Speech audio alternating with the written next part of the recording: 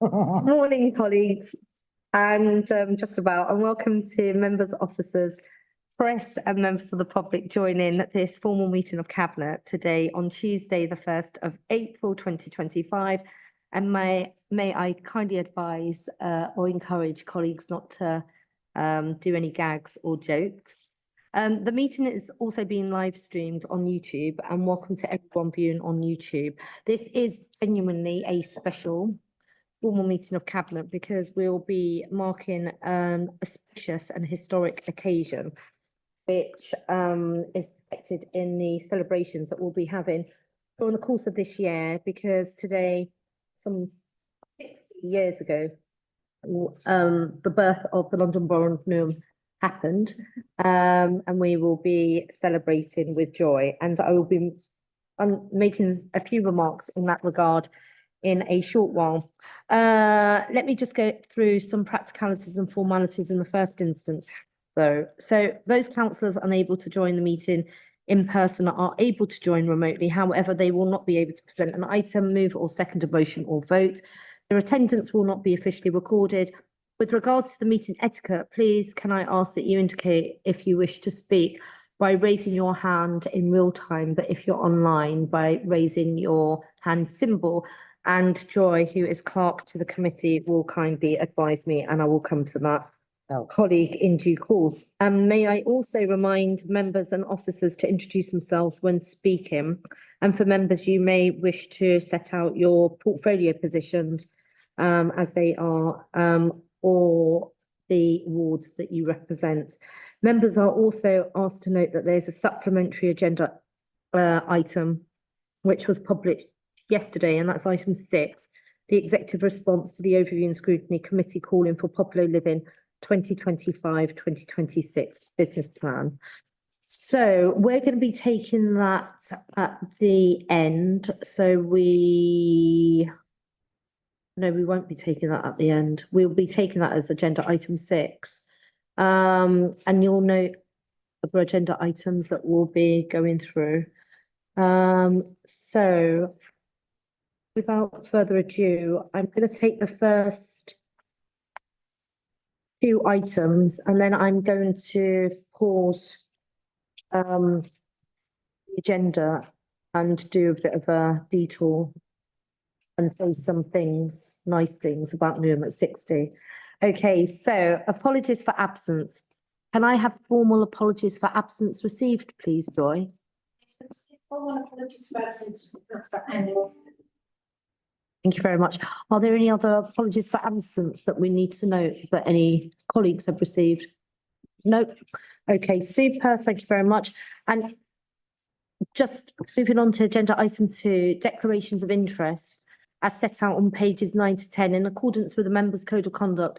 This is the time for members to declare any disclosable pecuniary interests or non-pecuniary interests they may have in any matter being considered at this meeting, having regard to the guidance attached to the agenda. So noting the guidance attached as part of the agenda pack, pages 9 and 10, Cabinet members and executive members, are there any disclosable pecuniary or non-pecuniary interests that you need to declare? Okay, that's a no from everyone. Thank you very much. Right, so before I jump on to agenda item 3 and 4, I wanted to just say something about today's significant date. Today, as mentioned, we're marking 60 years of the London Borough of Newham. It's a moment both to reflect not just on where we've been, but what we're doing and where we're going. 60 years ago, East Ham and West Ham came together to form something new, a borough with ambition, resilience, and a deep sense of community. This new borough didn't just become another name on the map. It became a powerhouse of diversity, culture, and opportunity. And today, we're more than just a borough. We're pretty much a city in our own right. We are Newham. Newham has always and will always be shaped by its people. We're one of the youngest, most diverse boroughs in the country. We are a tapestry woven with threads from around the world. Our streets resonate with languages, traditions, and cultures that enrich our community.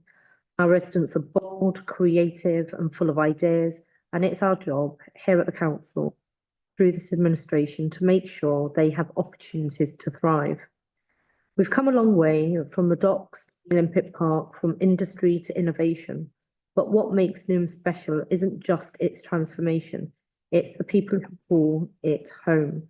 And we will never stop fighting for them and creating a fairer Newham. So colleagues, as we all sit here today to take these important decisions, the questions we must ask ourselves are, what will Newham look like in the coming decades and the coming 60 years? How do we ensure that every child growing up here feels well supported and that they have a future in this borough? How do we support businesses, invest in communities and continue to make Newham a place where people are proud of?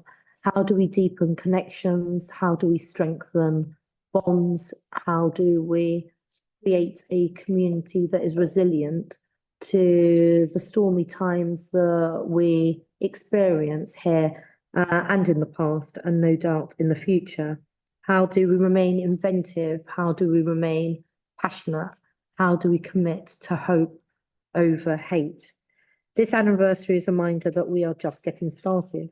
We have the privilege of shaping a borough that leads the way in education, opportunity, sustainability and fairness, and we never and must never stop fighting for it. So on behalf of everyone at Newham Council, happy birthday to Newham. Happy 60 years to everyone that has shaped it, and here's to the next 60 years ahead. Thank you, colleagues.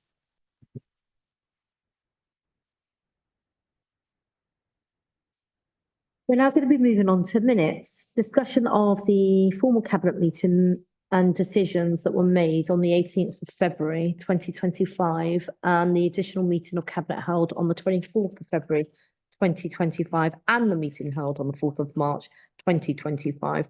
So colleagues, there are 3 sets of minutes covering 3 different cabinet meetings, and I am going to be presuming that the minutes have all been read. So I am just going to be requesting that we approve the minutes as set out across pages 11 to 38 for the decisions of cabinet made on the 18th and 24th of February and at its meeting held on the 4th of March. Do we agree those are an accurate record of decisions made? Agreed, Chair. Thank you very much. Now moving on to appointments to outside bodies.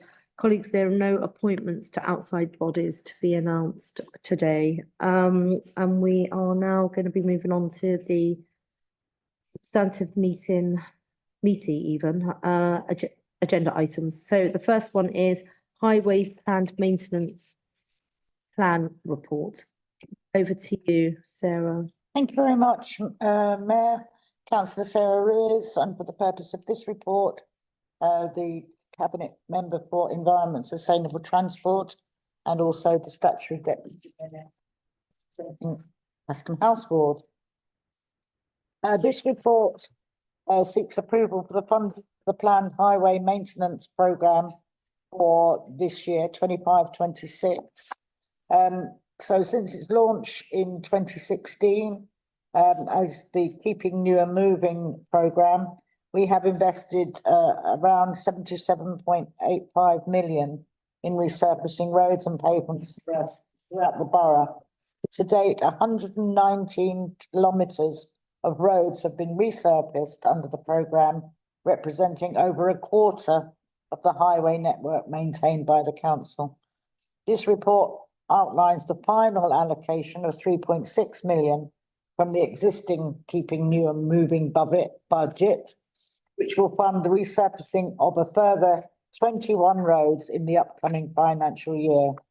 This is the 10th and final year of that initial programme. And in addition, we have received 692,000 in grant funding, which will be allocated primarily to the borough's classified road network to support critical infrastructure improvements, including potholes. This report also sets out plans to bring forward year 11 as a proposed Keeping Newham Moving extension with a total investment of 5,253,600 thousand. This funding will be used for a footway and carriageway reconstruction programme addressing an increasing number of areas affected by subsidence due to adverse ground conditions and further environmental factors. That's particularly relevant in Beckton, and I'm sure colleagues who know Beckton well will know that subsidence there is actually quite appalling, not just on our roads but in our housing estates as well. And it's essential. Goodness me.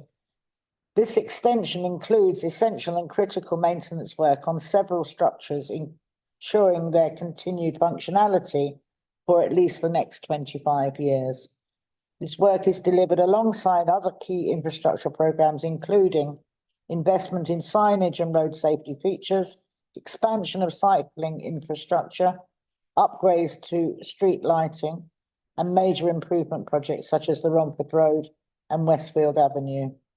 Well-maintained roads and pavements are essential for our residents, on the basis that the actually majority of people use our roads and pavements. This programme continues to address the borough's oldest and most deteriorated roads, ensuring their long-term sustainability. And Paul Gannon is with us, who is head of highways. Should he wish to add anything further or take the number of questions that I'm sure will be asked? Thank you. Thank you very much. Paul, would you like to say anything in regards to this paper?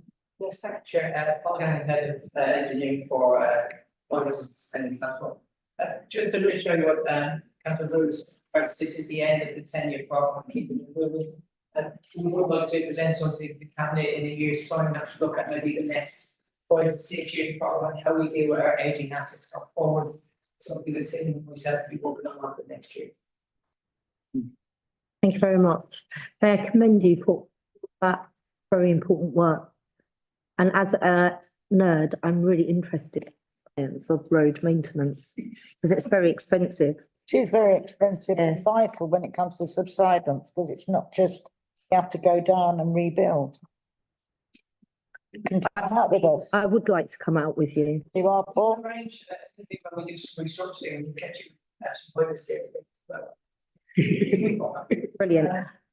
Just that, the asset that we maintain is over 2 billion. Yeah. If we're over 2 billion as a unit to the council. So it's a very large piece of the council on property. Don't tell everyone because they'll start chipping away at it and selling it. What do you mean? They haven't already? When it comes in. Councillor Wilson. Thank you, Chair. Councillor Neil Wilson, Plaistow South Board and Cabinet Member. Social Care. Welcome the report, and there is a reference at 4 about trees. I'm sure my colleagues and other frontline councils indeed numerous people about these where the tree has not been, we've been there for years, with growing roots and the pavement is quite dangerous for people, I guess, in terms of the health when people have fallen over or they're struggling.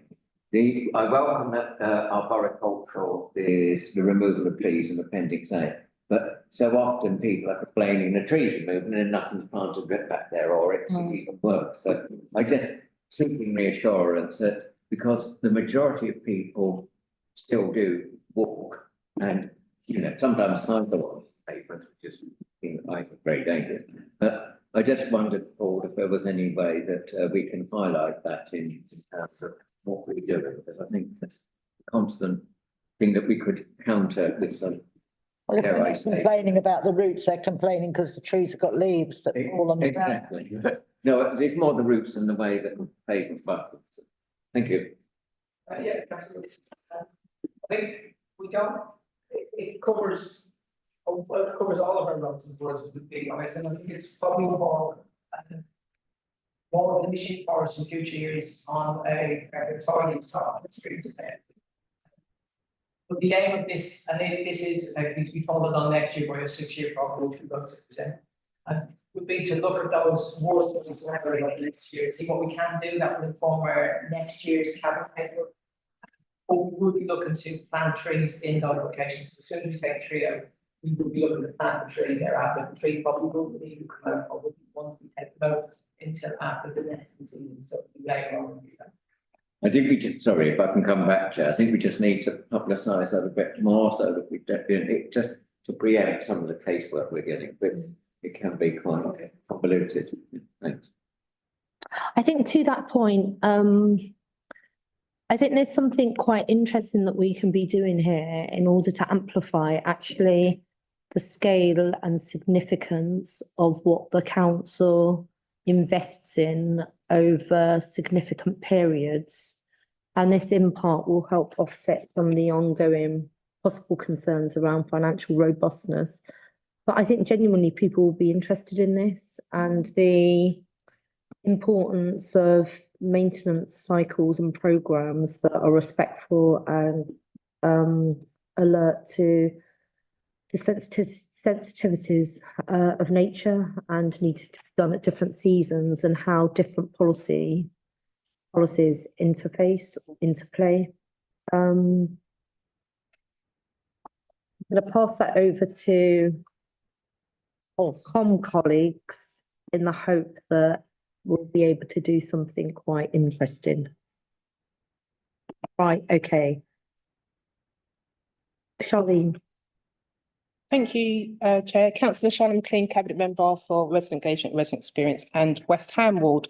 I just wanted to highlight that West Ham Lane in my ward is going to be resurfaced with the money that you got from government. So thank you so much for that, because it's very much needed. But I just wanted to build upon what Councillor Roos said about her technical explanation about how they're going to be rebuilding the roads in Beckton.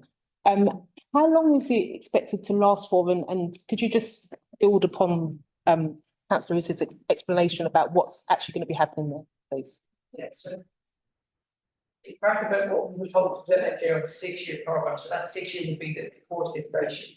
We obviously are doing work on something all the time, we're doing small patches of work, but I think they always take a sticky past so many times before you have to reconstruct it. I think that's where we have done a lot of work using keeping the moving funding over the last 10 years to resurface those roads and reconstruct in parts. But there are some roads where there's tree issues, subsidence issues, and other issues in there that we need to tackle as one as a major project. So there's not £1 million in this budget this year, but that we would expect to probably tackle 2 or 3 roads in that year. And then if that would be the case, then for the next 6 years, we'd be looking at 3 to 4 roads every year. With regards to reconstruction, it is actually that you're going down the base of nothing, so you're back on the bare area. And there are some instances where we get to project we say a liquid growth into the ground, effectively to stabilise the ground, then build up. But it's some of the work that we have to do around some affordable properties as well, where we have damaged, but there has been some damage to the highway, really, affordable property, and we really need to think about that. But I'm quite happy to do a session that effectively bring some other officers along people to explain some of the technicalities, because we find it interesting. Well, you've obviously got a plan in the mayor. And just my last question about how long it was expected to last for reconstruction. Initially, we're looking for its last within the 6 year program. No, Rather than road. once we've done the reconstruction. So that's Yes. a typical role, so we probably sort of sit in a couple of days or a couple of months. With regards to reconstruction, of that couple of weeks. No, how long will, so when will you need to do it again? Oh, so typically you wouldn't restructure a role for 30 years. 30 years. 30 years. For another 100 years. Yes, That's it. brilliant, 30 years, thank you. Well, past our sell by date, Paul. Every life expectancy. Okay, right. I have one more question and then I would suggest we go. Yeah, please. Councillor Blossom Young, Cabinet Lead for Housing and Landlord Tenant Experience Improvements, and Ward Councillor in Beckton, and I particularly welcome this report and the focus on Beckton with all of the subsidence issues that has. And I think that it really builds on the very impressive work that's been happening around the bus station area particularly, and the road surfacing, but also segregated cycle and walkways in that area.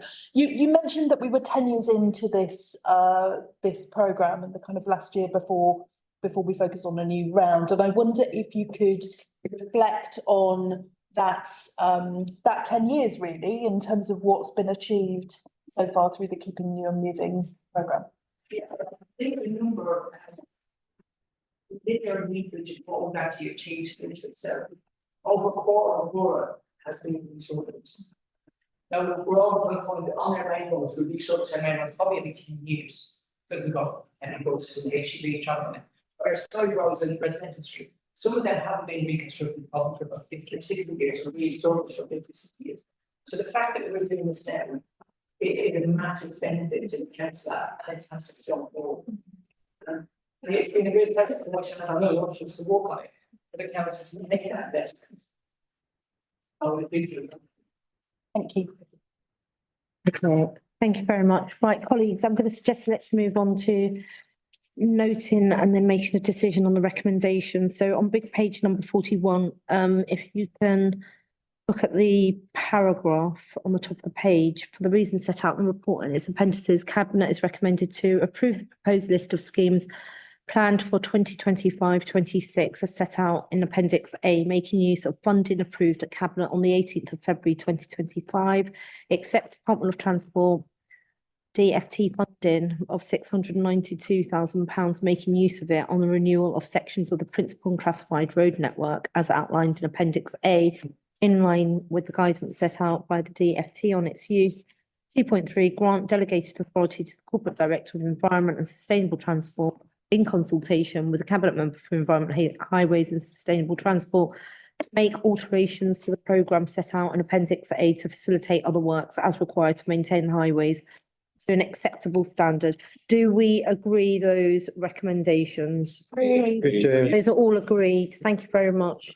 Colleagues, we're now going to be moving on to the agenda item 6. Now, colleagues, this is a executive response to a call-in process that was initiated following the decision that we made at a formal meeting of Cabinet on the 4th of March last month as it pertains to the Popular Living Business Plan.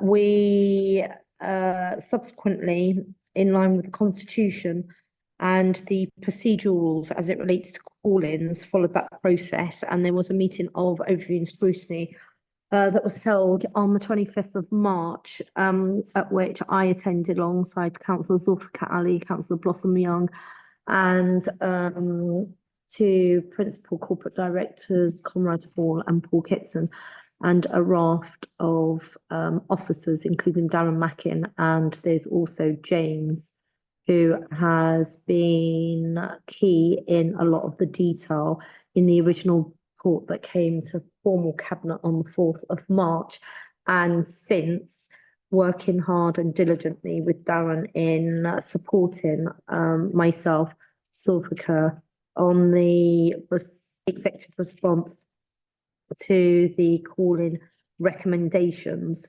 that subsequently were circulated following consideration by Overview and Scrutiny Committee on the night of the 25th of March.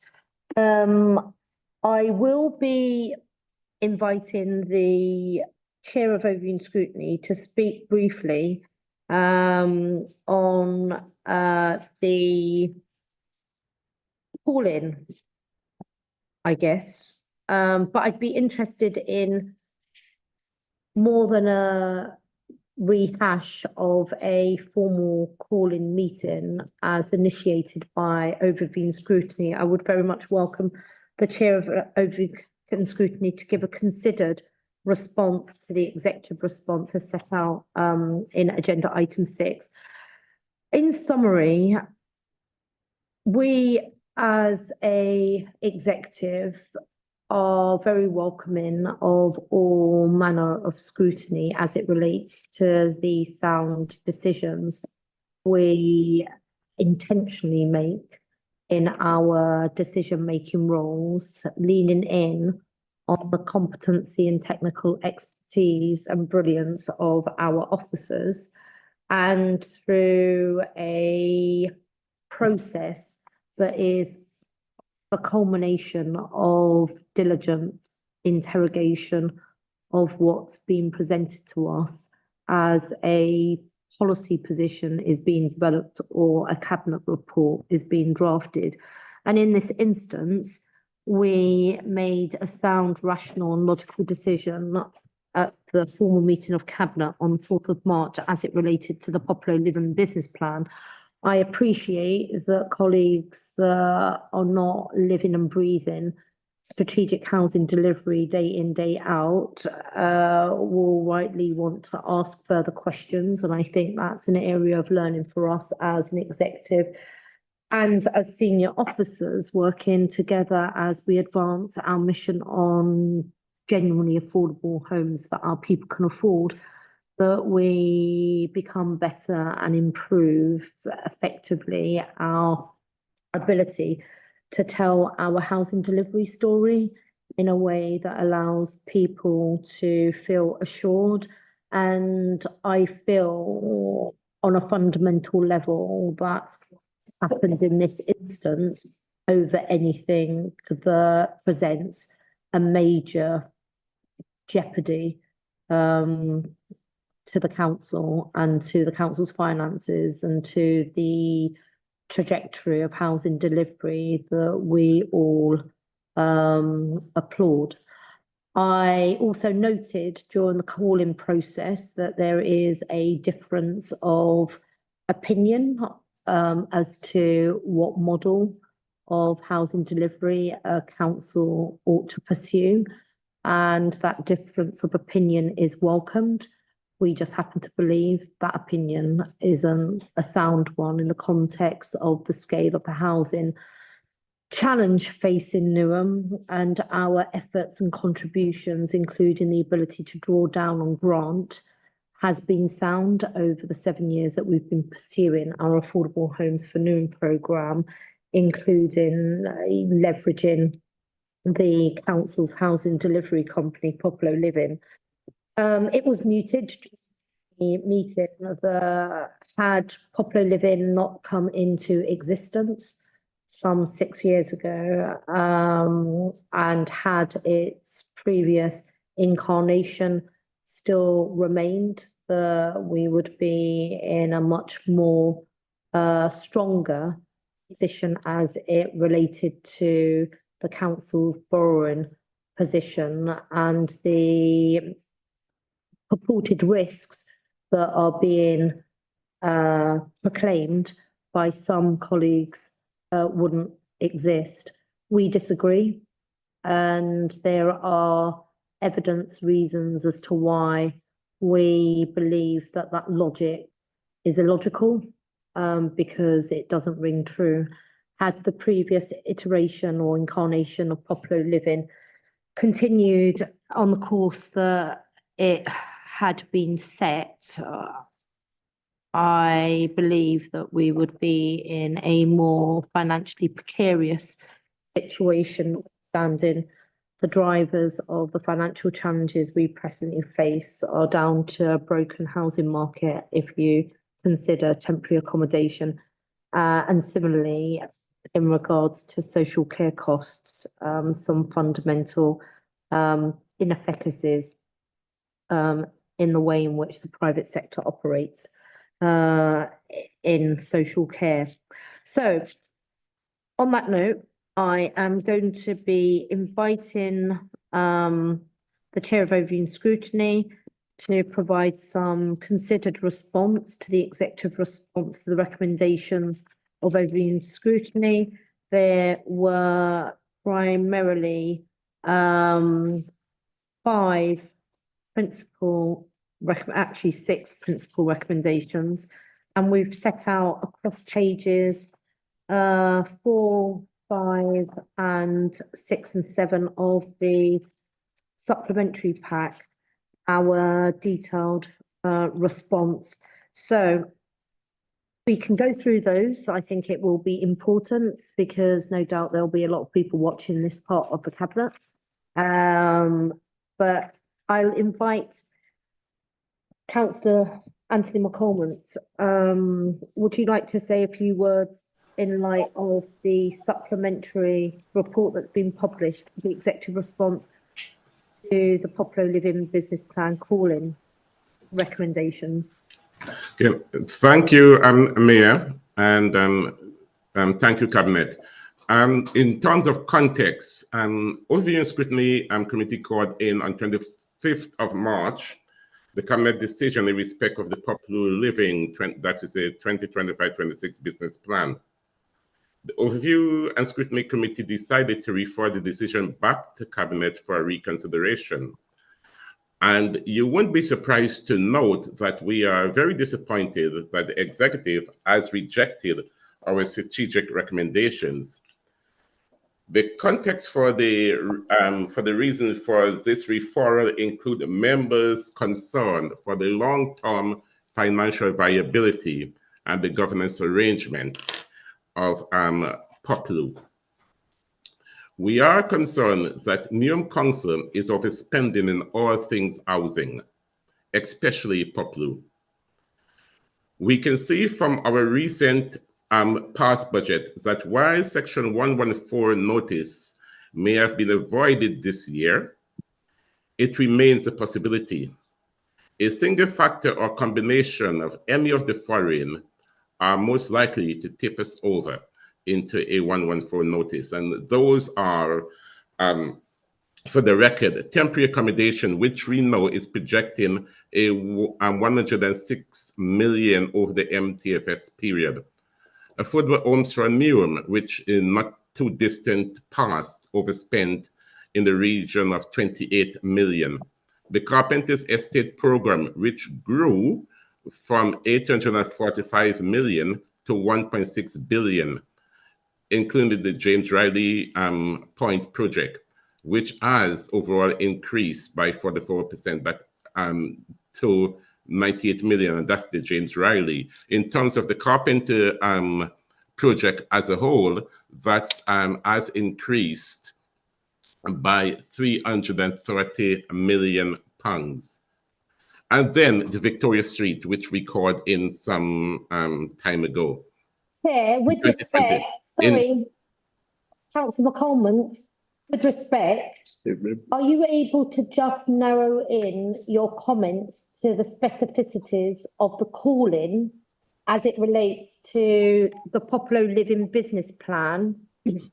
And could you please provide some response as it relates to our response to the recommendations that emerged following Overview and Scrutiny members' consideration at the end of the call-in meeting, please? Yeah, I think it's unhelpful to be proceeding with a throw everything in the kitchen sink in your introduction as it relates to all housing delivery aspects, which each scheme has a detailed explanation, and we can have a set of separate conversations if you so wish, and we can go through the formal process. I just think it will be helpful in the interests of being clear and clarifying to us as members of the executive, but also to members of the public and journalists who may be watching, because you're conflating a number of things which is inappropriate and outside of the scope of this call-in agenda item. Thank you. I hear you, but also for the journalists and the viewing public, I do need to set the context, and to just have gone in without setting the context, they wouldn't know why we came up with the recommendation. So with all... Councillor McCollum, you're going to need to pause because we've got the monitoring officer wanting to intervene and interject. Sorry, Councillor McCollum, I mean, if you could just address the actual what the response is, the executive response from Overview and Scrutiny, because I do think that kind of the preamble is kind of going into other spaces, what the mayor's outlined, and I think that is correct. So it does need to be on what the call-in was based on. Thank you. Yeah. Okay. Advice noted. Just to highlight a couple of the recommendations. We recommended writing a 5 years strategic business plan. which capture all the risk and reasonable assumption within one document, because a 20 years business plan is too long when dealing with the immediate financial risk and the crisis that we are currently facing. Secondly, a moratorium on all new developments, and that's developments that hasn't started yet, where we're not incurring cost, by Poplar until the 5 years business plan is written. This is a sensible approach, especially as the audit committee in November 2023 had investigated Poplar and found it to be unsatisfactory. That resulted in a further probing by the audit of Poplar in January 2024. There are still outstanding actions. We remain concerned that a tighter grip on the financial reins and governance is still needed. So it is disappointed that our recommendations, formulated with a tighter grip in mind and reassurance for the next 60 years, has not been accepted. Then if we move on to our recommendation that audit committee on annually review the business plan. This is done so especially in terms of governance, because when we look back in the not too distant past, there have been projects that governance was called into question. During our call in, we have called governance into question. So it is only fitting that audit, who has a governance oversight, is able to look at the business plan in terms of finance, but especially in terms of the governance arrangement. We asked also for a forensic report of the business plan model. And this is, so in terms of everything that is going on in the industry, in terms of the huge overspending that we're incurring, 330 million in the last 2-3 years is a lot of money, from 845 million to 1.4 billion. That is not chicken feed. So perhaps the time has come for us to have a forensic audit by experts into what we are really doing. No disrespect to members and officers, but it's like marking our own homework. We are looking at it, and we are not going to see the stuff that is obvious. Maybe a forensic audit with external expertise to come in and look at what we are doing is the right approach, or I strictly believe that is the right approach, and we stand by that. Thank you. Thank you very much. Okay, I'm going to open up to some questions.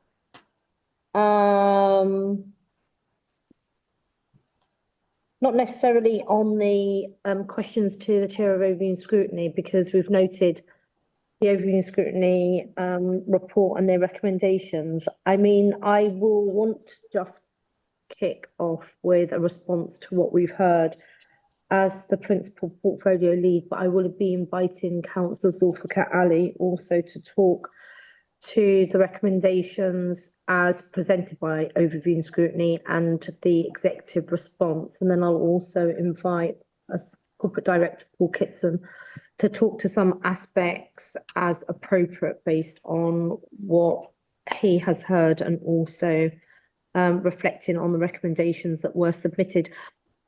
I would say that in the context of a raging housing crisis, against the backdrop of 37,000 people and growing on our housing waiting list, the crippling costs of temporary accommodation, a national government that has set an ambition of 1.5 million homes in a 5-year period to be delivered as part of a mixed economy of different delivery routes.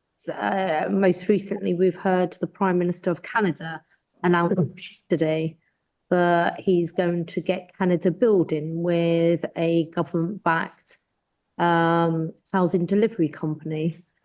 and evoked the post-war era of rebuilding communities, neighbourhoods and countries, stroke nation states, I find it incredulous, and I approach the recommendation to just pause and stop moratorium with a high degree of incredulity.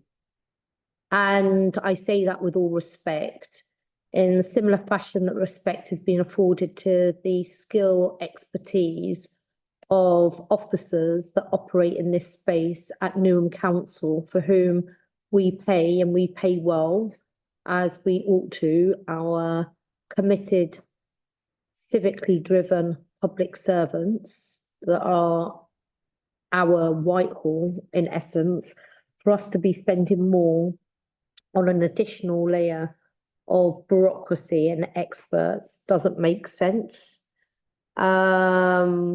I think that the questions raised by overview and scrutiny are all legitimate and valid, and for me point to, as mentioned and referenced earlier, the further work that we've got to do in order to help support the knowledge, insight and housing delivery literacy as it relates to members and our residents, because construction economics, development economics is a complex field, and it's very interesting, and I can understand and appreciate why it could, given its complexity, lead to concerns.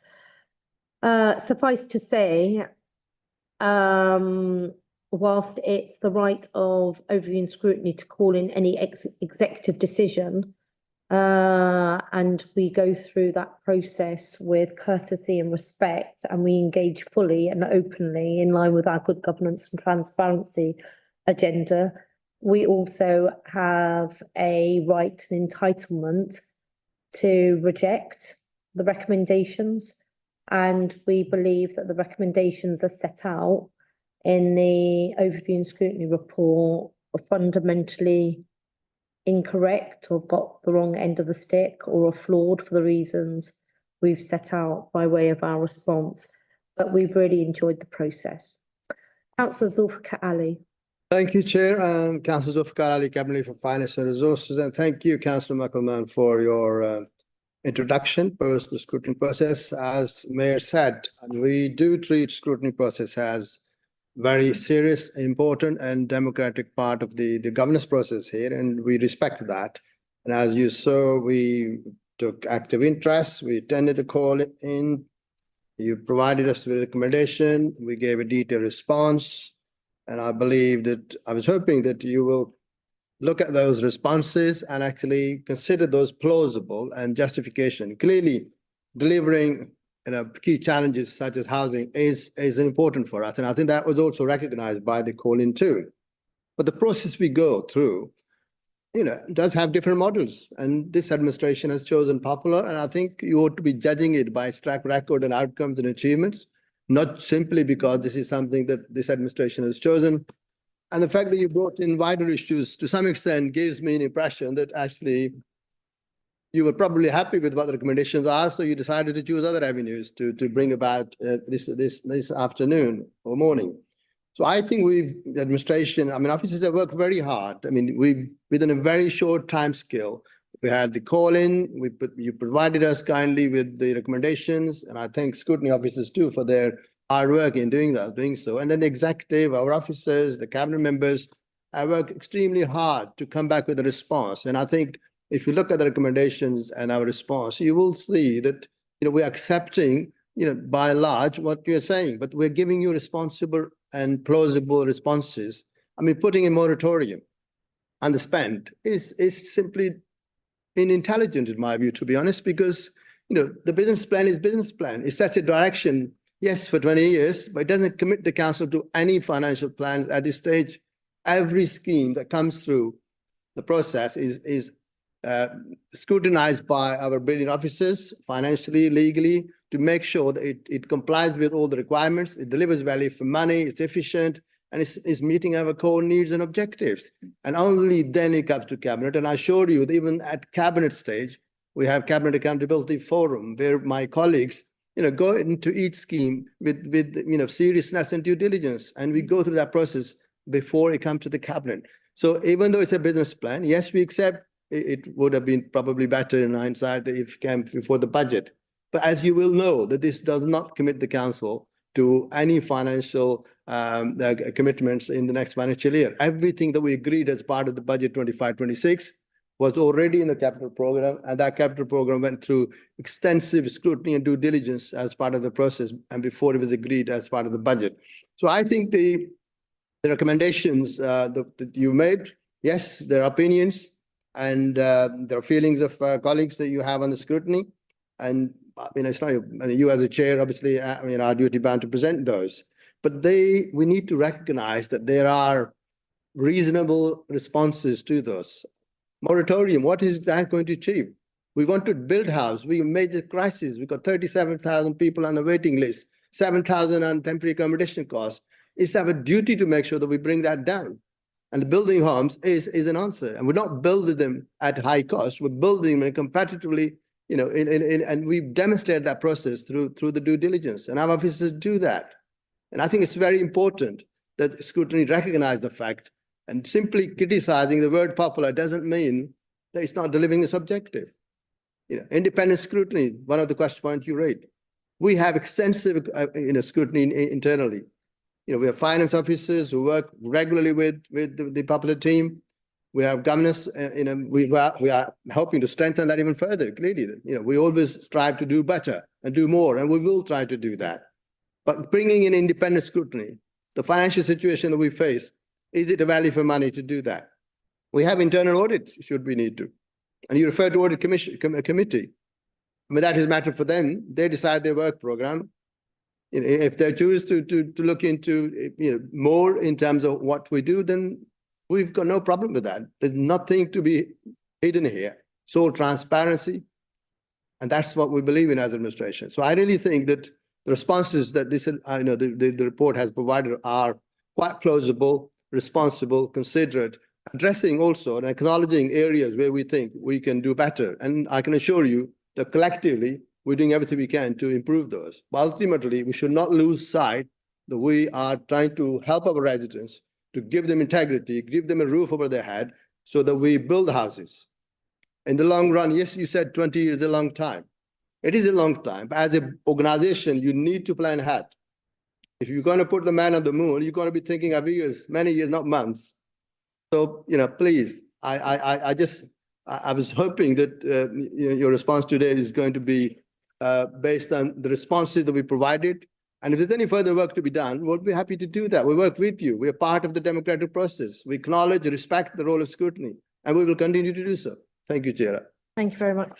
Are there any technical points that officers wish to raise out, or anything that you wanted to say in terms of bringing to our attention? Thank you, Mayor. Since you've invited me, Paul Kitson, Corporate Director, Economy, Housing and Culture. Not very much to add, Mayor, other than the process of scrutiny, I think, has strengthened our thinking and the development of the popular business plan and our thinking around the executive response.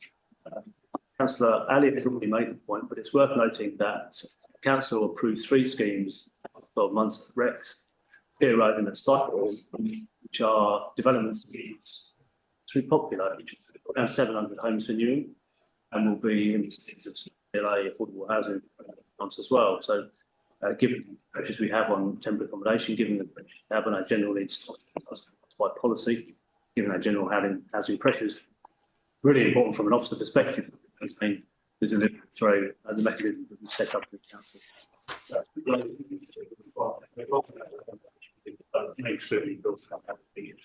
That will be carrying our discussion about future schemes.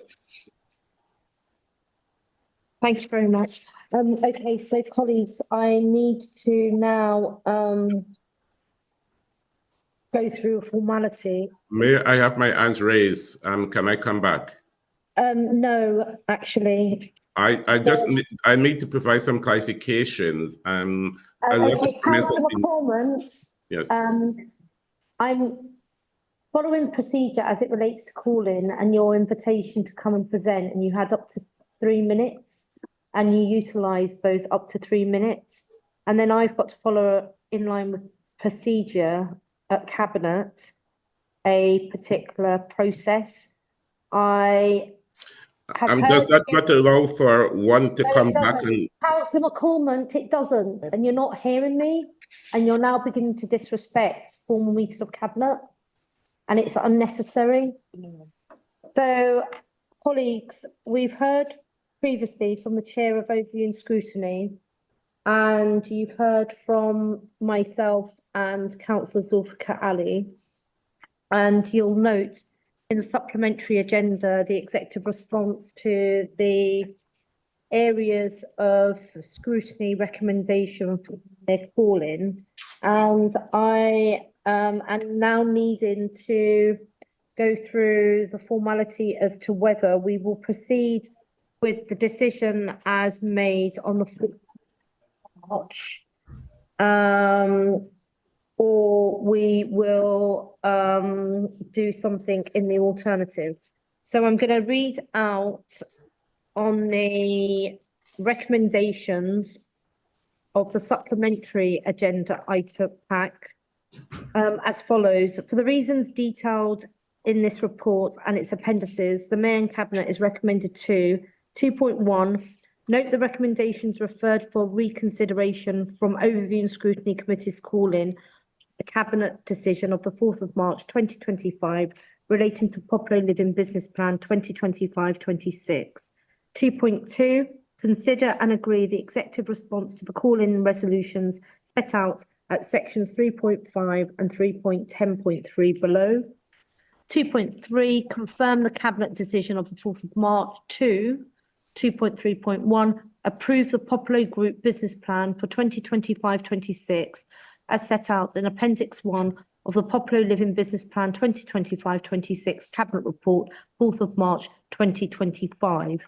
So those are the recommendations. You've noted the report from Overview and Scrutiny, their recommendations, the executive response. You've heard from the Chair of Overview and Scrutiny. You've heard from the Principal Portfolio Lead, that's myself, and also from Zulfikar and the Corporate Director. On the basis of that, can we move to agree the recommendations in this supplementary agenda report, executive response to the Popular Living Business Plan call-in set out on pages 3 and the top of page 4? Is that agreed? Agreed. That's agreed, Joy. Thank you very much. Right, now thank you very much, Councillor McCormick. Thank you. Now we're moving on to agenda item 7, and this is financing the 2025-2026 capital programme. And I'm going to be inviting Councillor Zulfikar Ali to speak to this. Thank you, Chair. Councillor Zulfikar Ali, Cabinet Lead for Finance and Resources. And just to say in the start, the Councillor Hall had to leave, our Finance Director, Connor Hall, had to leave for another emergency out of the borough. So Andrew Ward is here to join me to answer any questions. So, Chair, as we know that we go through a quite extensive internal scrutiny and due diligence process before the capital program is agreed. And I'm pleased to say, as you know, that we agreed the Council's capital program for 25-26 as part of the budget, which was approved by the Council on 27th of February. And the capital program has been under scrutiny for last few years, and we want to make sure that we go through each and every project that is put forward. I can assure you that so many projects are put forward by officers don't actually go through the process because they don't meet the necessary requirement. The key priorities for us are to making sure that they meet the manifesto commitments, to deliver our corporate priorities, and they base on invest to save, and that we make sure that we continue to invest in business critical areas of the council's function. Having agreed the capital program, clearly this needs to be funded, and this is what this report is seeking approval for. I would like to stress at this point, Chair, that we, as you would expect, we only borrow for the projects which having gone through the process, and we only borrow when there is a need. So our borrowing strategy, in my view, is very responsible, considerate, strategic, and timely. And we only borrow on the need basis when the project is ready to go, and we look at market conditions, so making sure that they are favorable for us. So in our overall approach, this is to make sure that we minimize the interest payments and also we minimize the impact on revenue. And this approach ensures that there is good financial sustainability for the council, whilst we ensure that our key projects and manifesto commitments are delivered. So this report seeks authority for borrowing of £454 million, of which 357 is to provide funding for 25-26 year, and the additional 276 allocated to provide housing. We just had a discussion earlier on this in this regard to make sure that we maintain and improve our existing housing stock. And I would like to say today that we made policy choices, and it's these choices that we base our manifesto, our priority needs, and in terms of a capital program. Housing is the biggest challenge. You know, we all recognize that, and I think it will be irresponsible of this administration if we chose not to prioritize that and not to invest in that area, because we want to reduce the homelessness, we want to reduce the temporary accommodation. Therefore, we want to provide, you know, much needed homes and roof over people, you know, deserve dignity, respect in this borough. So we all welcome also the government's approach of delivering 1.5 million homes over its the term of the office. That is clearly recognizing a national crisis that we all face, and we hope that that will help us also to support through the process. And as you will note, colleague, part of the capital program is to include a few major projects such as acquisition. Acquisition is having a very positive impact on the temporary accommodation cost, and indeed the investment in Popular, Pay Road, as we mentioned earlier, and the Rex. All these directly address the housing and homelessness crisis that we've faced. In addition, there are projects of business critical nature and service improvements, like you just heard earlier about Keep New Moving. You know, we've been investing for the last 10 years. 70 million has been already been invested, but we want to maintain and improve the quality of our roads and improve safety for our residents. Our leisure service projects, you know, there are the capital program for young people and elderly. So the acquisition program, as I referred earlier, 150 million is going towards that. And this will bring rental income and savings against the temporary accommodation costs. So this is how we need to look at the wider picture. To not just see this as we're investing money, we do capital, but actually we should be looking at what dividend we're getting back. And similarly, 121 million, is going into HRA, housing revenue account, to improve the quality of our homes. We've seen the housing regulator's report. We need to make sure that we continue to invest to improve the quality of our residential. And then 157 million is going into regeneration schemes. And this is largely part of the revenue interest cost of regeneration scheme, which can be capitalized. So there's a lot in the report, Chair. And I would also like to say that I said earlier that our borrowing approach is very responsible. We borrow through Public Works Loan Board, and that is currently the cheapest form of borrowing we can access. And we do that. We do have, excuse me, we do have some existing lubbers, the notorious lubbers that we still having to bear the cost of. But I'm pleased to say that we are paying those back as and when the bank approaches to do that. Our interest is completely to make sure that we get rid of those, but we don't want to incur any penalties. So on that case, we continue to build on that. And may I say at the end, Chair, that this report has already been to the audit committee and their views have been taken into the report. So without saying any more, Chair, I would like to ask Andrew Ward before any questions. Andrew, if there is anything you wish to add. Thank you, Councillor Ali. Yes, Andrew Ward, Deputy Director of Finance. You've given a fairly comprehensive introduction to the report there, Councillor. I probably would just like to stress that these are clearly some significant numbers, but it's linked to significant investment addressing the housing crisis as you've set out there. The report itself, we've strived for accessibility and transparency, and as you say, it has been to audit committee, and we've taken on board some of the feedback there, which we're very grateful for. And the report, it gives explicit permission for the corporate director and his team, of which I'm a part, to go out and borrow up to the amount quoted, 454 million there, to support the capital programme, which is the capital programme already approved in the budget. So just to be really clear about what the report is doing there. I'm very happy to take any questions. Thank you. Okay, are there any questions, colleagues? Okay, I've got Councillor Neil Wilson. Yeah, thank you very much, Sally and Andrew.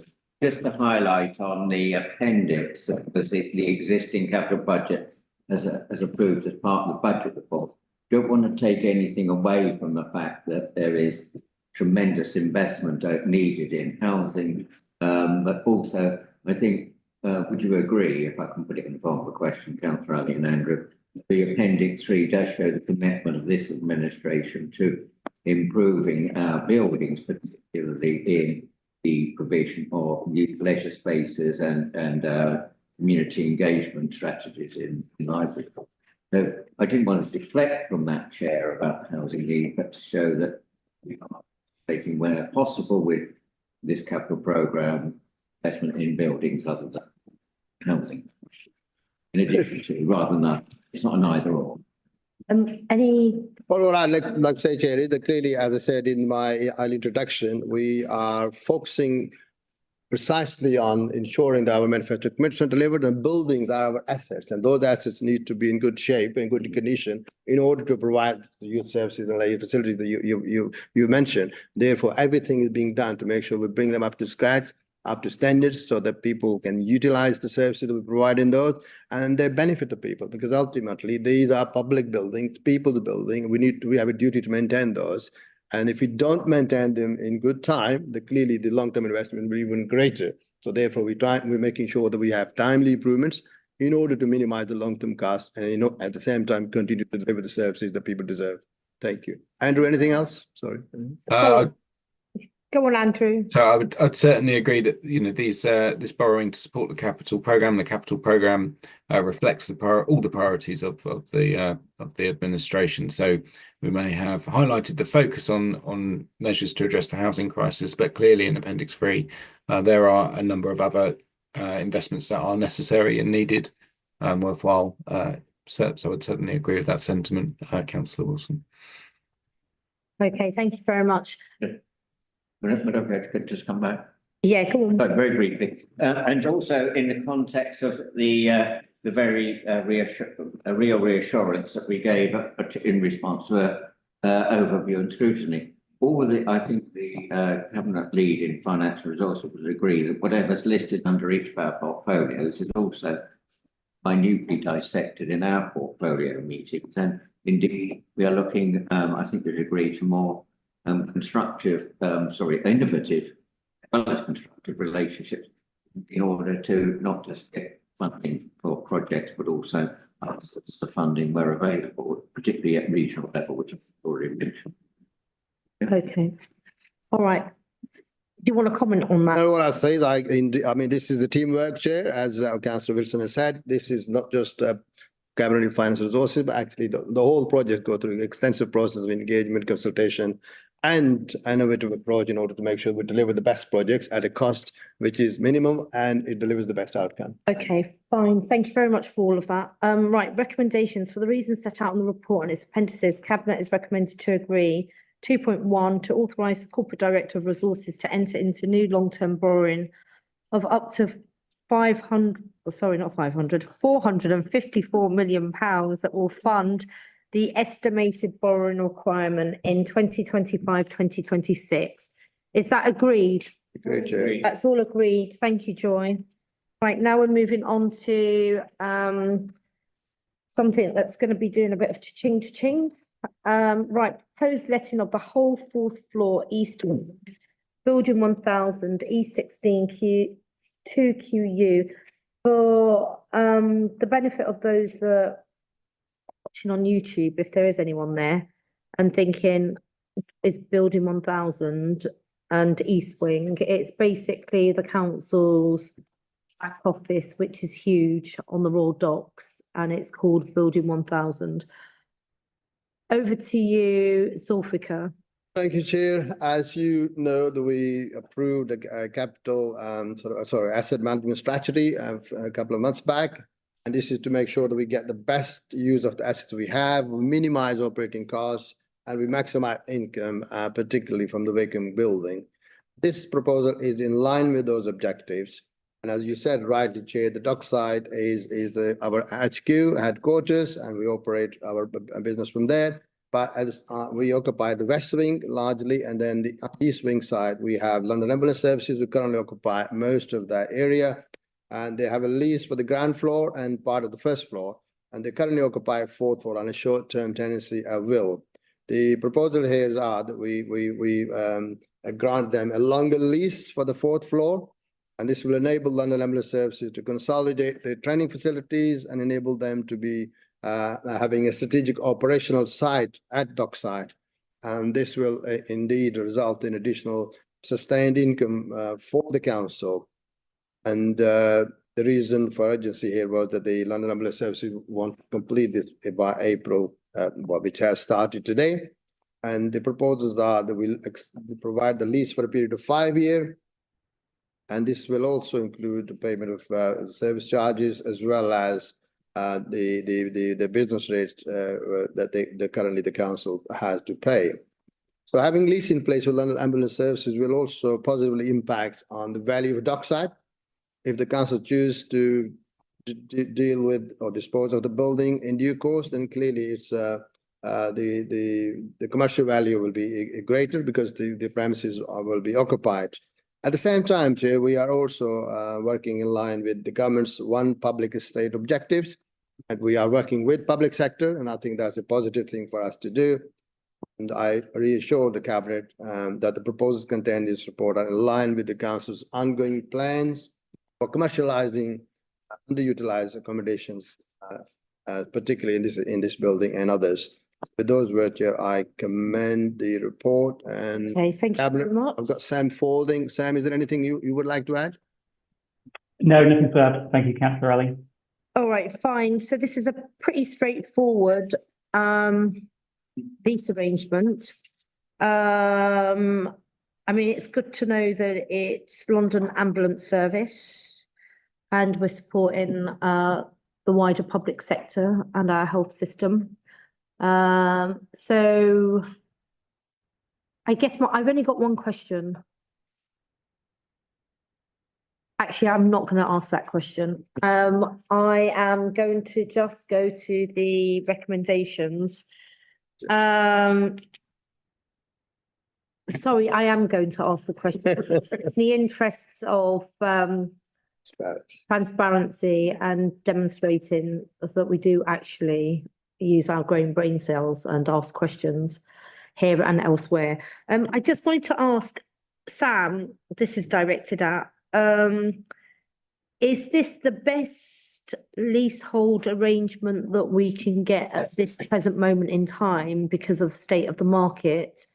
And is this income level the best we can get because of market conditions or because of the party that we're engaging with? Because I'm conscious that it's the London Ambulance Service and not a private company that might have oodles of millions of pounds. Thank you, Mayor. Sam Folding, Assistant Director of Asset Strategy. So it reflects market rates. So it's not just because it's the London Ambulance Service. It demonstrates the best value the council can get. The fourth floor has been vacant for a number of years post-COVID. I think just demonstrates the difficulty in the commercial market at the moment, but the rate that we've achieved at £25 per square foot for this very much demonstrates a good commercial rate if that were be a private tenant or for London Ambulance Service. Okay, thank you very much. Right, we're going to be now moving on to recommendations for the reasons set out in the report and its appendices. Cabinet is recommended to agree 3.1 for a new lease to be granted to the London Ambulance Service for the fourth floor east wing at Building 1000 Dockside Road on the terms in exempt Appendix 1, 3.2 to delegate authority to the Corporate Director of Resources in consultation with the lead member for finance and resources to negotiate and finalise the terms and legal documentation required to complete the lease. Is that agreed? That's agreed, Joy. Right now, final, we've got agenda item 9, one source ICT split.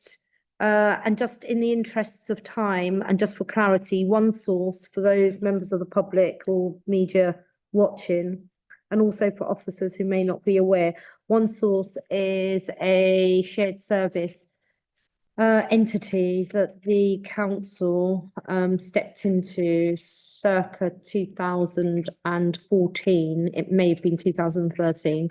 At the time with 3 other local authorities, including London Borough of Havering. The 3rd local authority stepped out in the year 2021, and we presently are in a process of disaggregating the some of the functionality and services in one source, which remains a shared service entity between the London Borough of Newham and the London Borough of Havering. And this is specific to the information and communication technology piece. And it follows a previous cabinet decision that was made in March last year that we would be splitting the ICT, basically stepping away from the ICT service arrangements. And this is an update. So over to you, Zulfikar. Thank you, Chair. You've partly done my job already. So colleagues, as you know that good information and communication technology and strategies and systems are fundamental in terms of underpinning the delivery of services, whether you're in private sector or public sector. And as far as Newham concerned, we are not exception at all. In fact, in light of our situation we're facing, we're embarking upon a major transformational program, and this is a great opportunity for us to make sure that we change the organization to deliver best quality service in a very cost-effective manner, and to improve the quality of service, the structures, cultures, and processes and systems that we use in order to deliver those services. And as we all know, technology is moving at a very fast pace, and we need to not only catch up, but keep pace with a rapidly changing technological environment. Our transformation plan focuses on delivering these objectives, but we need to adopt more modern technology and systems and be equipped to make best use of them. Newham is a well-run authority, and we manage our resources to the best we can on behalf of our residents. Despite there being many challenges and wide external factors behind our control, which are impacting on us, we are managing things far better than many others. As said by the Mayor, we are transforming our organization, and as part of the process, we're looking at substantial savings in the sum of £23 million. And this is critical in terms of response to our current financial situation that we're facing. So as such, ensuring that we have the right ICT and services to enable transformation program and unlock these savings is key. As Mayor said already, we've been part of this one source shared service since 2014. And one of the previous partners, Bexley, left us, and then there is Havering and ourselves currently in it.